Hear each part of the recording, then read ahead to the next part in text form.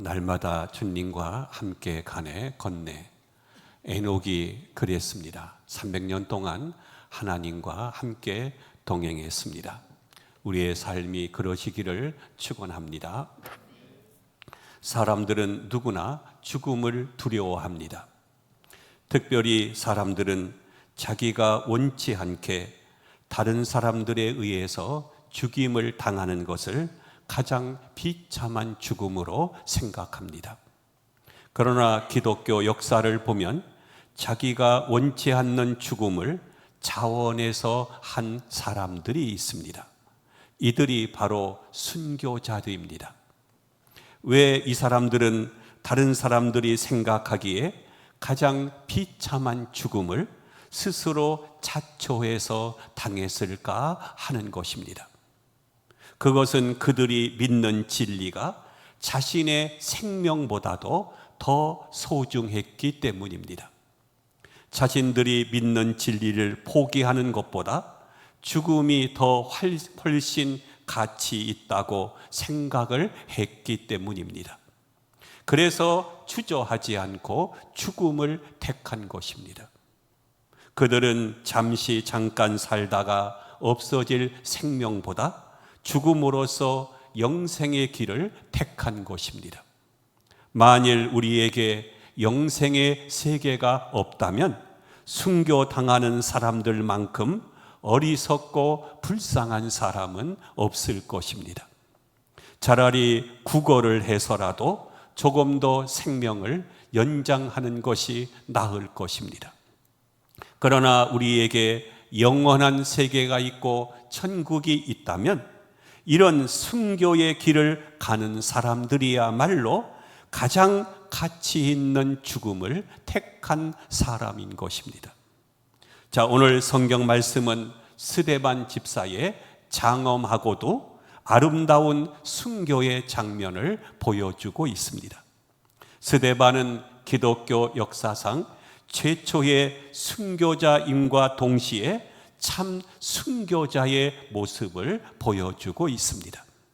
무릇 기독교적인 순교자라면 스데반과 같은 모습으로 죽어가는 것이라고 생각을 합니다. 스데반과 같은 모습으로 죽어가는 사람을 참 순교자라고 말할 수 있을 것입니다. 참 순교자는 죽음 앞에서 비굴하지 않습니다. 결코 억울하게 죽는 것 같은 모습으로 죽어가지 않습니다. 사도행전 6장은 초대교회 집사였던 스데반 집사가 돌에 맞아 순교한 말씀입니다. 스데반 집사는 성령이 충만하여 복음을 전했습니다. 스데반 집사의 유명한 설교가 사도행전 7장에 기록되어 있고 사도행전 7장 54절 이하에는 그의 마지막 순교 장면이 자세하게 기록되어 있습니다. 사도행전 6장과 7장을 보면 스데반 집사가 어떠한 인물이었는가를 잘 알 수가 있습니다. 먼저 은혜와 권능이 충만했습니다. 사도행전 6장 8절에 보면 스데반이 은혜와 권능이 충만하여 라고 했습니다. 은혜는 드러나지 않지만 권능은 드러납니다. 스데반은 은혜를 받았고 그 은혜가 권능으로 나타나 기사와 표적을 행한 것입니다. 기독교는 능력의 종교입니다.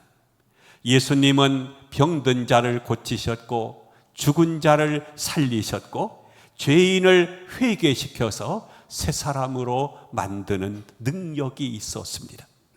두 번째로 스데반을 당할 수가 없었습니다. 사도행전 6장 10절에 보면 스데반이 지혜와 성령으로 말함을 그들이 능히 당하지 못했다고 했습니다. 스데반은 수사학이나 웅변학을 전공한 사람이 아닙니다. 그러나 그가 지혜와 성령으로 복음을 전할 때 그의 말을 아무도 당할 수가 없었던 것입니다. 베드로도 예외가 아니었습니다. 그는 정규 교육도 전문적인 훈련도 받은 적이 없는 그냥 단순한 고기 잡는 어부였습니다. 그런 그가 예수 믿고 능력을 받아서 설교할 때 무려 3,000명이 회개하는 역사가 일어나게 된 것입니다. 그뿐만이 아닙니다. 사도행전 3장에 보면 성전 미물에 앉아있는 안진뱅이를 일으켰고 귀신이 떠나갔고 그의 그림자만 덮어도 병자들이 낫는 기적이 일어났습니다. 그것은 하나님의 능력이 그와 함께 했기 때문인 것입니다. 하나님께서 함께하는 사람, 하나님과 함께하는 사람은 아무도 당할 자가 없습니다. 히브리서 11장 38절에 보면 이런 사람은 세상이 감당하지 못하느니라 라고 했습니다. 세 번째로 그의 얼굴이 천사의 얼굴과 같았습니다. 사도행전 6장 15절을 보면 공회 중에 앉은 사람들이 다 스데반을 주목하여 보니 그 얼굴이 천사의 얼굴과 같더라 라고 했습니다. 그 당시 스데반은 전도하다가 체포되어 협박과 고문과 위협 속에서 신문을 받고 있었습니다. 그런데 그의 얼굴이 천사와 같았다고 했습니다. 지금 저들은 스데반을 죽이려고 합니다. 이를 갈면서 돌을 던집니다. 그런데 정작 죽음을 눈앞에 둔 스데반의 얼굴은 천사의 얼굴처럼 평온하기만 합니다. 모두가 죽이겠다고 떠들고 덤비고 야단 법석을 떨어도 그의 얼굴은 평온하고 고요합니다. 모름지기 예수 믿는 사람의 얼굴은 항상 밝아야 됩니다. 어딘가 마음 한구석에 근심 걱정이 가득 차고 얼굴을 찌푸리고 다니는 것은 좋지 않습니다. 얼굴이 밝아야 합니다. 지금 스데반은 자신에게 돌을 던지고 있는 저들이 바로 어저께만 해도 자신의 친구들이었습니다. 같은 헬라파 유대인들입니다. 동료들입니다. 그런 저들이 이제는 스데반을 죽이겠다고 대들고 있는 것입니다. 그런데 이런 상황 속에서도 그의 얼굴은 천사의 얼굴과 같았습니다. 이것이 바로 스데반의 모습입니다. 이것이 바로 우리 예수 믿는 그리스도인의 모습이어야 합니다. 여러분들의 모습은 어떻습니까? 값비싼 시술료를 지불한 성형 얼굴이라도 도끼가 가득한 얼굴이 있는가 하면 태어날 때의 얼굴이지만은 웃음이 가득한 천사의 얼굴일 수가 있습니다. 그 차이는 내 안에 예수님이 계시느냐 계시지 않느냐의 차이가 있을 것입니다. 네 번째로 스데반은 하나님을 바라보았습니다. 성경 55절을 보면 스데반이 성령이 충만하여 하늘을 우러러 주목하여 하나님의 영광과 및 예수께서 하나님 우편에 서신 것을 보았다고 했습니다. 이 말씀을 보니 스데반이 어떻게 해서 천사의 얼굴이 되었는가를 유추해 볼 수 있습니다. 성경을 보니 하늘을 우러러 보았다고 했습니다. 즉 땅을 본 것이 아니라 위를 본 것입니다. 골로새서 3장 2절에 보면 위의 것을 생각하고 땅의 것을 생각하지 말라고 했습니다. 위를 바라보았기 때문에 스데반은 천사의 얼굴을 할 수가 있었던 것입니다. 땅을 보면 어떻습니까? 근심과 걱정거리가 많습니다. 땅을 보니 처자식이 있습니다. 땅을 보니 사람들이 나를 죽이려고 합니다. 나를 향해서 이를 가는 사람들이 있습니다. 그 얼굴 하나하나가 보입니다. 그리하고서야 어찌 내 얼굴이 일그러지지 않을 수가 있겠습니까? 어찌 마음이 편안하겠습니까? 그러나 땅을 보지 않고 우러러 하늘을 본 것입니다. 잊지 말기를 바랍니다. 여러분, 언제나 위를 바라보시기를 바랍니다. 이스라엘 사람들의 격언에 보면 앞도 막히고 뒤도 막혔거든 위를 바라보라고 하는 말이 있습니다. 위를 보십시오. 성도는 위를 볼 줄 알아야 됩니다. 위를 볼 때 무엇을 보았습니까? 예수님을 보았습니다. 성경 56절에 보면 하늘이 열리고 인자가 하나님 우편에 서신 것을 보노라 라고 했습니다. 하늘이 열린 것을 보아야 합니다. 하늘이 닫힌 것이 아니라 열려 있습니다. 열린 하늘로 예수님을 보아야 합니다. 십자가에 죽으시고 부활하신 예수님이십니다. 부활하신 그분을 보아야 합니다. 여러분은 무엇을 보고 있습니까? 하루 종일 하늘을 바라보아도 먹구름과 해와 달과 별만 보는 사람들이 있고, 하나님의 보좌가 보이고 예수님이 보이고 천국이 보이는 사람들이 있습니다. 먹구름만 보이는 사람은 절망하는 사람입니다. 하지만 믿음의 사람은 하나님이 보이고 영원한 나라가 보이는 것입니다. 스데반의 눈에는 하나님이 보였습니다. 다섯 번째로 무릎을 꿇고 용서했습니다. 성경 60절을 보면 무릎을 꿇고 크게 불러 이르되 주여 이 죄를 저들에게 돌리지 마옵소서. 그가 하늘에 계신 그리스도를 보는 순간 무릎을 꿇었습니다. 처음부터 무릎을 꿇은 것은 아닙니다. 수많은 돌에 맞았습니다. 이미 온몸은 깨지고 피투성이가 되었습니다.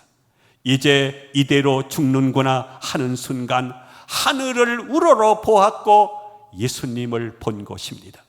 그리고 그는 무릎을 꿇은 것입니다.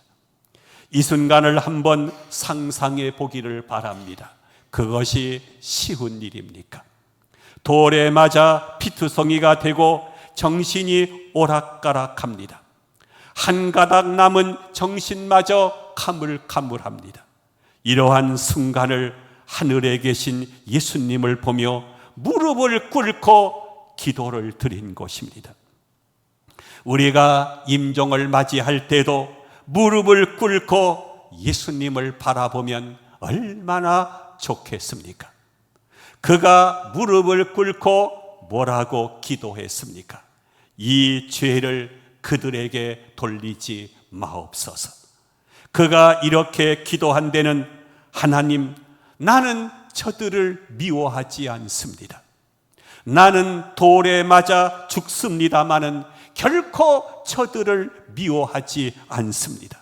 그러니 저들의 허물을 용서하시고 이 죄를 저들에게 돌리지 마옵소서라고 한 것입니다. 또 그가 이렇게 기도한 데는 그 잘못이 나에게도 있을 수 있다고 생각을 한 것입니다. 내가 뭔가를 잘못해서 내가 실수로 인하여 저들이 저렇게 화를 내게 되었는지도 모른다는 것입니다. 그래서 스데반은 돌에 맞아 죽으면서도 기도합니다. 하나님, 이 죄를 저들에게 돌리지 마옵소서. 이 죄를 저들에게 돌리지 말라면 누구에게 돌리라는 것입니까? 내가 그 다음 말은 성경에 없지만 그 허물을 나에게도 돌리라는 뜻이 들어 있을 것입니다.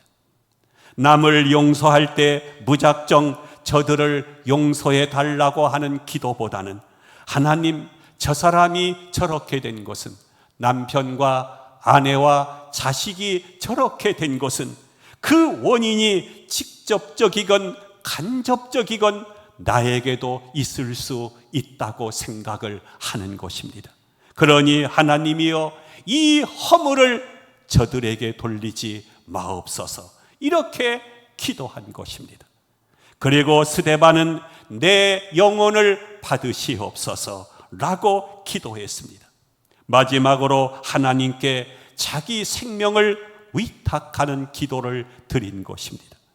스데반은 마지막 숨을 거둘 때 자기 생명을 하나님께 위탁하는 기도를 드린 것입니다. 예수님도 십자가에 못 박혀 돌아가실 때 아버지여, 내 영혼을 받으시옵소서 라는 똑같은 말을 남기시고 운명하셨습니다. 우리도 마지막 숨을 거둘 때 내 영혼을 하나님 앞에 위탁하는 기도를 드려야 됩니다. 그리고 본문 60절 끝에 보면 이 말을 하고 자니라 라고 했습니다. 성도의 죽음은 죽음이 아니라 자는 것입니다. 돌에 맞아 죽었지만 살해당한 것이 아닙니다. 고요히 주님 품에 잠든 것입니다. 왜 그렇습니까? 주님 오실 때 내가 부활할 것이기 때문입니다.